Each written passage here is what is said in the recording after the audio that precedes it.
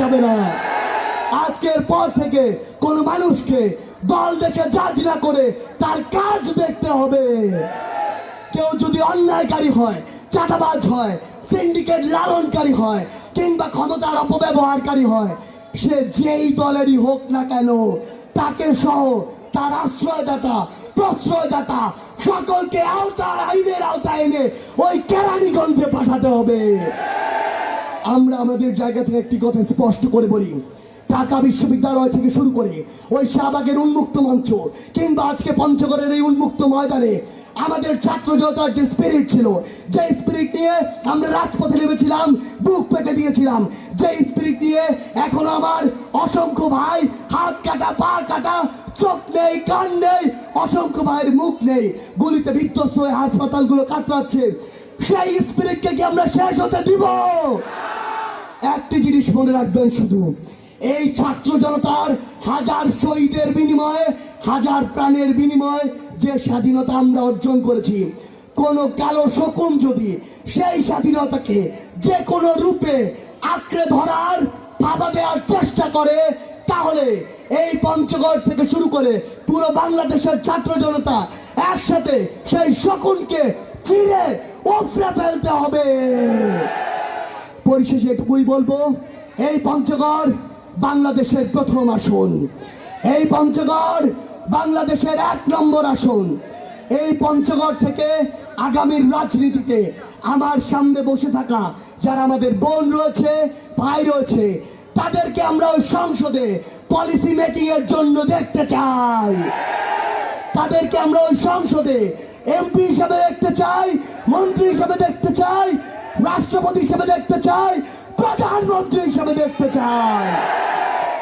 প্রিয় বাবা মায়েরা, একটি জিনিস মনে রাখবেন, আজকের পর থেকে সন্তানকে শুধু ডাক্তার, ইঞ্জিনিয়ার হওয়ার স্বপ্ন দেখানো বাদ দেন। আপনার সন্তানকে আজকের পর থেকে হয় রাজনৈতিকভাবে সচেতন হয়ে উঠতে বলুন, না হয় একজন যোগ্য, সৎ, মেধাবী, ন্যায়পরায়ণ রাজনীতিবিদ হয়ে উঠতে বলুন।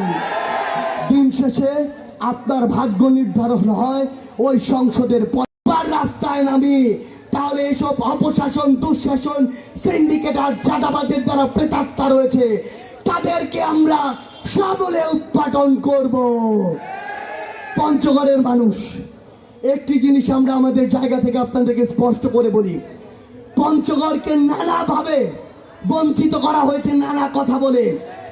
আমরা আজকে থেকে 10 বছর আগে যখন ঢাকা গিয়েছি, তখনও 12 থেকে 14 ঘন্টায় গিয়েছি, এখনো 12 থেকে 14 ঘন্টায় যাই।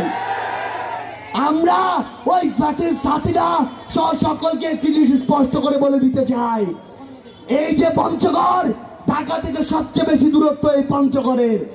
আপনার মন চাইলো আপনার কোন একজন মন্ত্রী চেঞ্জ হয়ে গেল, আর আপনি এই পঞ্চগড়ে ট্রেনের জায়গায় একটি নসিবনের বগি দিয়ে দিবেন?